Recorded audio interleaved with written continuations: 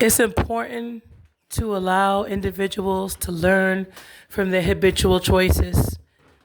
For an example, if someone is habitually showing up late for work or frivolously spending their money frequently or jumping from person to person and borrowing money and having a habit of not paying it back, if an individual, when they get a job, they're blessed with a job, they have a habit of not doing their very best or overcharging, or they have a habit of going back into the same habitual situations, which I'm guilty of. We can't at that point blame God for what we choose to habitually not practice healthier habits in regards to.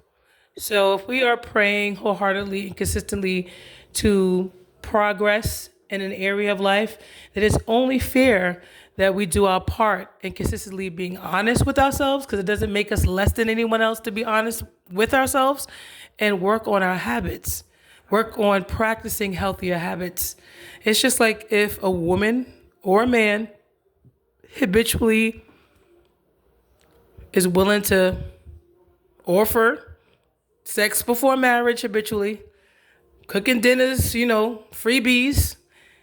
Why would anyone on average fail to do their part in committing when they're getting freebies from different places, whether that's their mother, brother, sister, or another fling or so forth?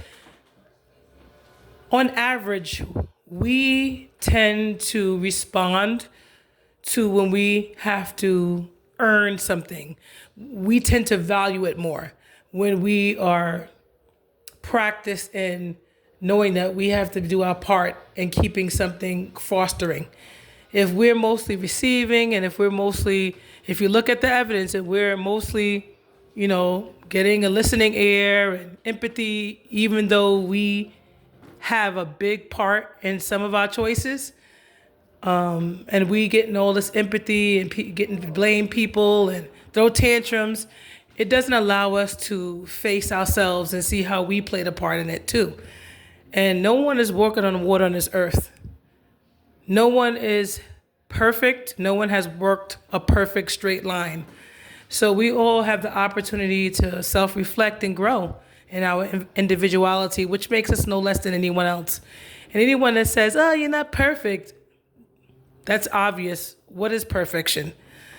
The point is we all can grow, whether that's making choices and considering it more, the pros and cons, before we go and move forward with the choice. Because when we make that choice, it's no one's responsibility to continue to pull up the weights for us for something we habitually chose to do.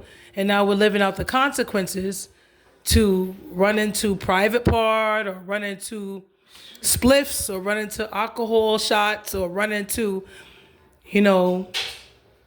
a vice. Now we're looking at the consequences, and we're looking for someone else to feel sorry for us again and pick up the weight when they have their own weights to pick up.